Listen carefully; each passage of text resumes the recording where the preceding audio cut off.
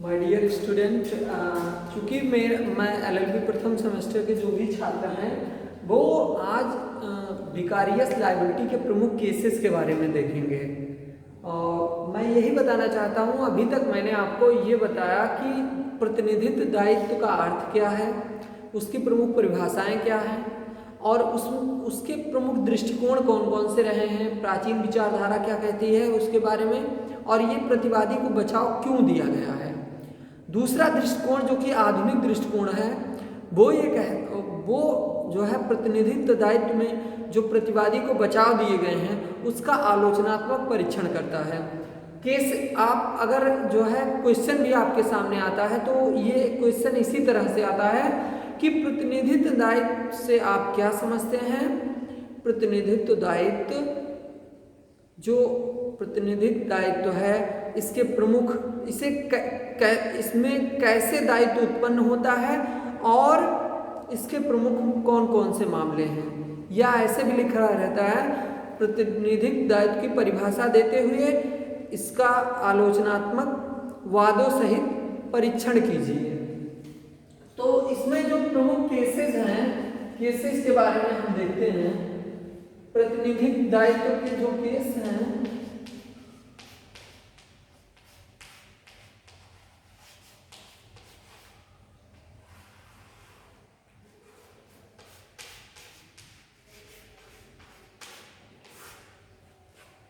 Cases में पहला case जो आया था, फर्स्ट केस जो था, जो कि लीडिंग केस था, इंपीरियल केमिकल इंडस्ट्रीज लिमिटेड।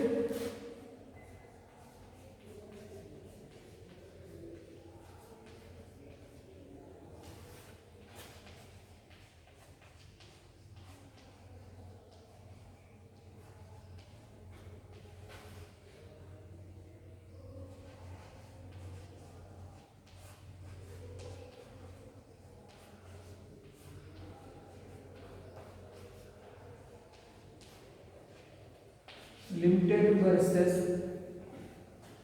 स्ट्रीटवेल।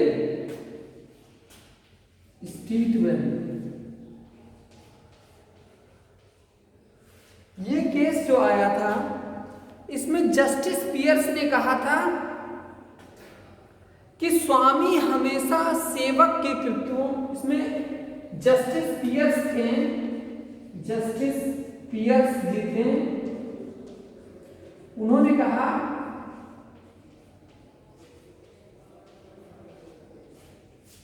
कि स्वामी हमेशा सेवक के कृत्यों के लिए उत्तरदायी होगा। क्यों? क्योंकि वह अच्छे कृत्य भी कर रहा है।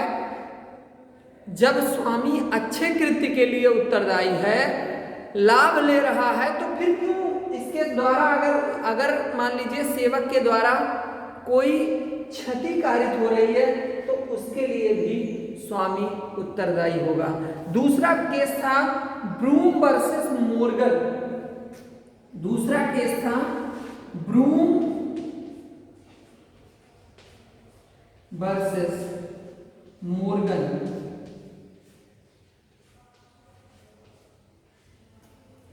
ये जो केस था ये 1853 का मामला था।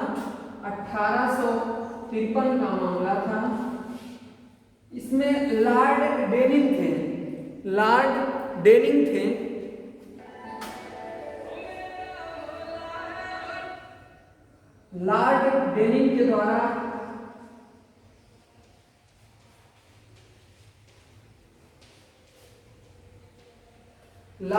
के द्वारा ये मामला जो है निर्णित किया गया था। इस मामले में ये कहा गया कि जब सावधानी पूर्वक कोई कार्य किया जा रहा है, लॉर्ड डेनिंग ने कहा कि स्वामी जो होता है, सेवक कोई कृत्य कर रहा है, ठीक है, तो उसका लाभ किसे मिल रहा है? लाभ स्वामी को मिल रहा है। कहने का मतलब यह है कि अगर सेवक के द्वारा कोई कार्य किया जा रहा है तो उसका लाभ जो है स्वामी को मिल रहा है।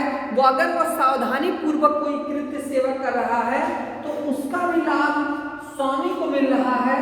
तो ऐसी दशाओं में अगर ये असावधानी पूर्वक कोई कृत्य करेगा तो इसका अगर आप सावधानी पूर्वक कोई कृत्य करता है और ऐसी दशा में कोई क्षति किसी व्यक्ति को होती है, तो क्या जो है ऐसे मामले में जहां किसी लायबिलिटी का के बारे में बताया गया है, ऐसी लायबिलिटी के बारे में क्या स्वामी का दायित्व तो नहीं होता है। एक प्रकार से विकारियस लायबिलिटी का मतलब ही होता है कि जो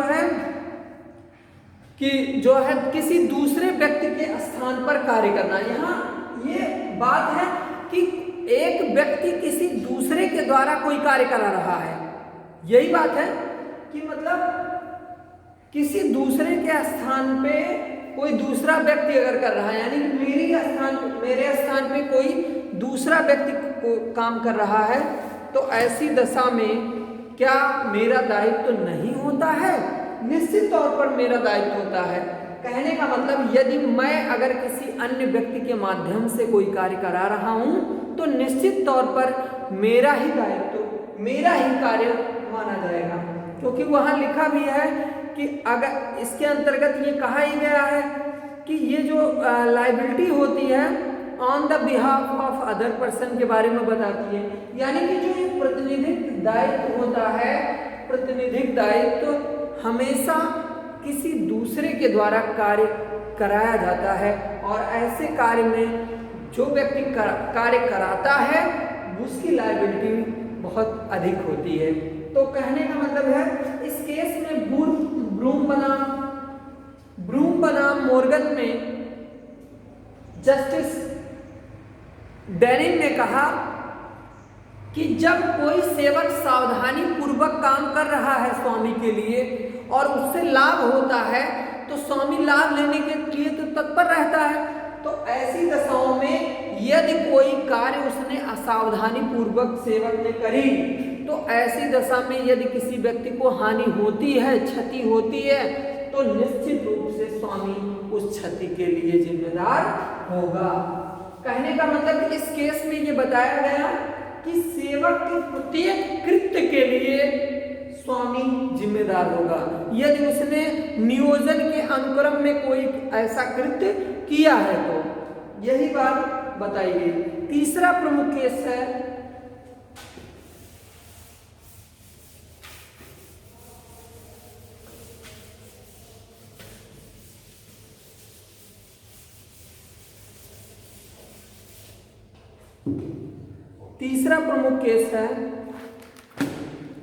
देखेंगे आप डंकन बनाम फिनलिटर। तीसरा केस है डंकन बनाम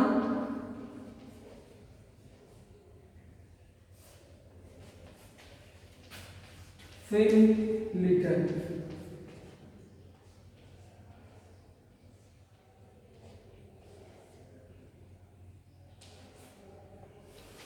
ये जो केस था, ये कह रहा है, इस केस में ये कहा गया कि मतलब वो व्यक्ति जो स्वामी होता है वो कह रहा है, कोर्ट ने कहा कि अगर मैं स्वामी हूं, कोर्ट ने खुद कहा, न्यायाधीश महोदय ने कहा कि अगर मैं स्वयं जो है मैं स्वयं किसी को निर्देशित करके कोई कार्य करा रहा हूं, तो ये स्पेशली कंपनी से संबंधित मामला आया था कि जब इसमें कहा गया कि कंपनी और उसके डायरेक्टर के बीच में कैसा रिलेशन होता है, उसके बारे में ये कोर्ट ने डिसाइड किया कि यदि कोई व्यक्ति या यदि कोई कंपनी अपने डायरेक्शन में कोई कार्य करा रही है, यानी कि एक कंपनी है और ये डायरेक्टर उसके हैं, तो ये डायरेक्टर क्या है, डायरेक्टर भी काम इसी कंपनी के ही निर्देशन में कर रहे हैं। कहने का मतलब ये कहा गया कि यदि कोई व्यक्ति अपने निर्देशन में किसी व्यक्ति से या किसी भी तरह से किसी अन्य व्यक्ति को कोई कार्य कराता है, तो ऐसी दशा में जिस व्यक्ति के निर्देशन में वह कार्य हो रहा है, वह व्यक्ति ही उसके समस्त कार्यों के लिए जिम्मेदार होगा, चाहे वह लाभ के लिए हो या फिर हानि के लिए हो।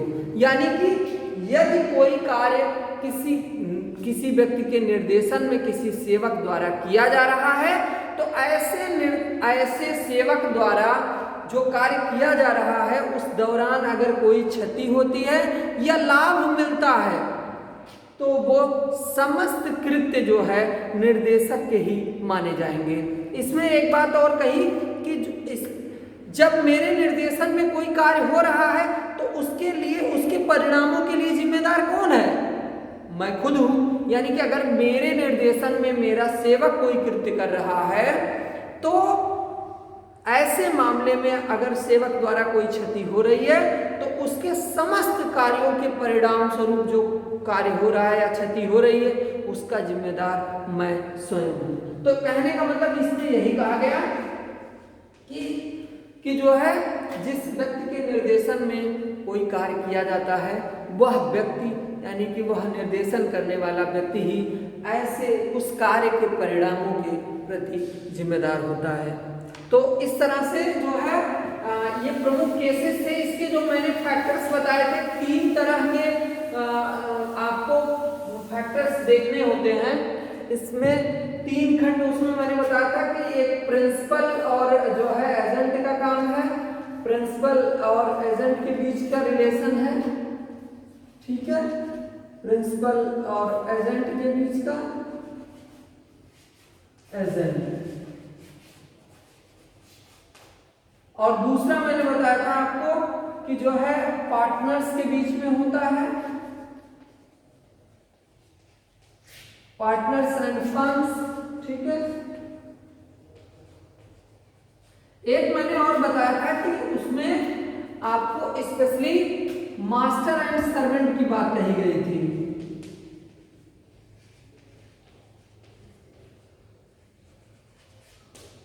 तो हम सबसे पहले क्या देखते हैं कि प्रिंसिपल और एजेंट के बीच के रिलेशन को देखते हैं। भाई देखिए, प्रिंसिपल और एजेंट के द्वारा अगर एजेंट की बात कही जाए तो यानी कि जो प्रधान और अभिकर्ता की बात कही गई है, ठीक है।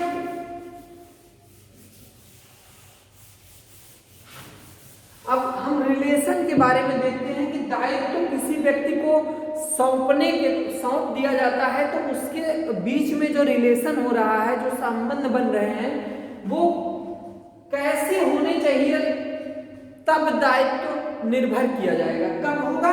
जैसे अगर प्रिंसिपल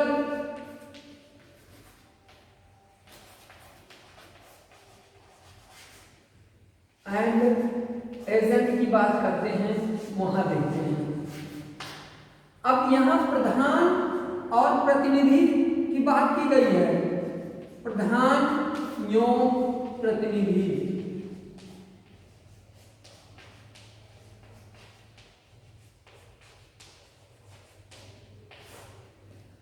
आपको बहुत सारे मामले इसमें देखने को मिलेंगे। इसका सीधा सा जो है एक ही फंडा है कि जो व्यक्ति किसी अन्य के माध्यम से कोई कृत्य करता है, जो दूसरे के द्वारा कृत्य कराता है, जो दूसरे के द्वारा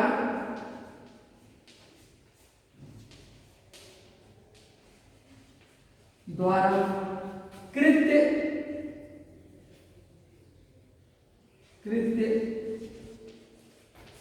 कराता है या करता है,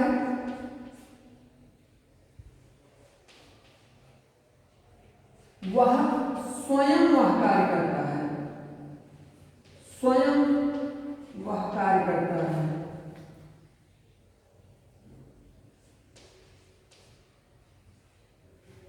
वह स्वयं वह कार्य करता है।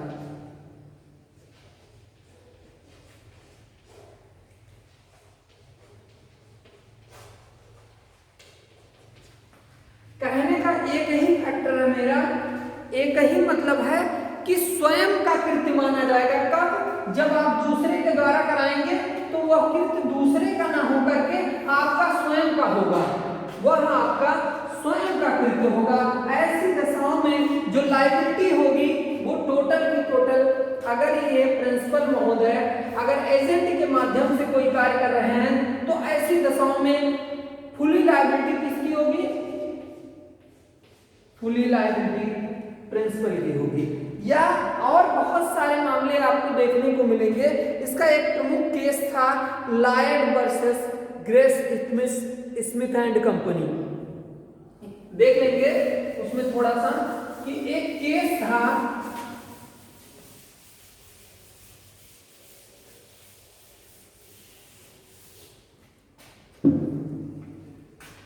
लॉयड वर्सेस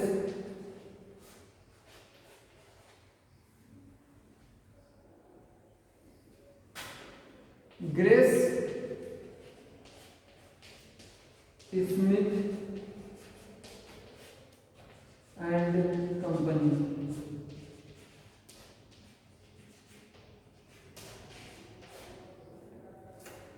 इस केस में जो ये 1912 का मामला था, इस केस में कहा गया, इसमें एक फैक्ट सीधी सी बात समझने की है। इसमें कहा गया कि अगर मान लीजिए कोई मैडम लॉयड थी, इनकी जो कंपनी थी उसमें ये माना गया कि अगर मान लीजिए कोई भी व्यक्ति, चाहे वो क्लर्क हो या चाहे कोई हो, अगर उसने कपट द्वारा कोई कृत्य किया है, कपट द्वारा किसी कंपनी का कोई एम्प्लॉय कार्य कर रहा है, कपटपूर्ण कार्य करके वो दुर्व्यवदेशन द्वारा या कपट द्वारा कोई ऐसा कृत्य कर रहा है जिससे कंपनी को नुकसान हो रहा है, तो कोई पार्टिकुलर व्यक्ति इसके लिए जिम्मेदार नहीं होगा, यहाँ पूरी कंपनी जिम्मेदार हो जाएगी।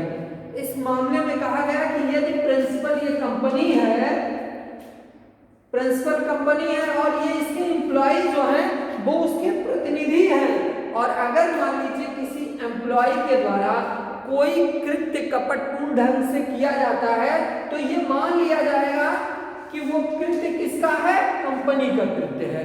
यानी कि प्रधान कौन थी? कंपनी थी। इसलिए जो उसका वर्कर या क्लर्क था, अगर वो कोई कपटपूर्ण कृत्य करता है तो ये माना जाएगा कि वह जो वर्कर है, जो उसका कर्मचारी है, वो एम्प्लॉय जो है, वो वास्तव में उस कंपनी का एकमात्र एजेंट है, और जो प्रिंसिपल यानी कि कंपनी है वो उस एजेंट के कार्य के लिए दायी होगी।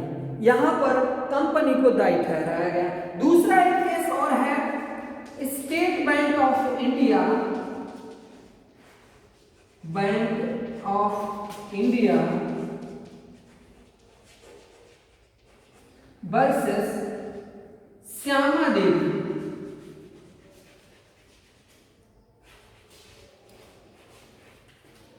ये केस 1978 का मामला था, 1978 का मामला था। इस केस में क्या कहा गया कि जो ये श्यामा देवी जी थी, वो जो है एक एम्प्लॉय जो कि बैंक का क्लर्क था, वो जो है काम अपने ड्यूटी से बाहर था, वो जो है इसको अच्छे बार बार बैंक में पैसा जमा करने और निकालने के दौरान ये जो बैंक का एम्प्लॉय था, क्लर्क था, उस क्लर्क से श्यामा देवी जी की थोड़ी सी जो है मतलब पहचान हो गई थी। हमेशा बैंक में जो है एक अकाउंट होल्डर होने के नाते ये इसको जानती थी। इन्होंने एक दिन क्या हुआ कि एम्प्लॉय जो है घर पर था, यानी कि ड्यूटी से बाहर था, उस दौरान इन्होंने, श्यामा जी ने कुछ पैसे इनको दे दिए। इस बैंक के एम्प्लॉय को, क्लर्क को थोड़े से पैसे दे दिए उन्होंने कि तुम जमा कर देना, मेरे खाते में जमा कर देना। और उन्होंने, श्यामा जी ने एक अकाउंट होल्डर होने के नाते एक विश्वास के साथ इस एम्प्लॉय को जो है पैसे दे दिए ताकि उनके खाते में जमा कर दो। लेकिन इस बैंक के एम्प्लॉय ने क्या किया, उस क्लर्क ने उस पैसे को अपने काम में लगा लिया और पैसा जमा नहीं किया। अंत में फाइनली क्या हुआ कि श्यामा जी ने केस दायर किया, कोर्ट ने कहा देखिए जो बैंक का एम्प्लॉय है वो वास्तव में क्या है, एक प्रतिनिधि के रूप में है, और जो बैंक है वो प्रिंसिपल के रूप में है। इस तरह से अगर मान लीजिए उस एम्प्लॉय के द्वारा कोई ऐसा कृत्य किया गया है जिससे वादी को क्षति हुई है, श्यामा देवी जी को क्षति हुई है, तो ऐसे काम के लिए वह बैंक जिम्मेदार होगा। कोर्ट ने कहा कि बैंक ऐसे मामलों में पूर्ण रूप से अपने एम्प्लॉय के प्रति जिम्मेदार है, क्योंकि उसके सभी एम्प्लॉय उस तरह से उसी एजेंट की भांति कार्य करते हैं। इस तरह से जो आज का जो पहला उसमें टॉपिक था कि principal relation between principal and agent, ये मैंने क्लियर किया। नेक्स्ट डे पे पार्टनरशिप, पार्टनर्स एंड फर्म के बीच में रिलेशन, और मालिक और सेवक के बीच में संबंध के बारे में हम चर्चा करेंगे। अंतिम टॉपिक होगा इस यूनिट का वो। आज के लिए बस इतना ही, धन्यवाद।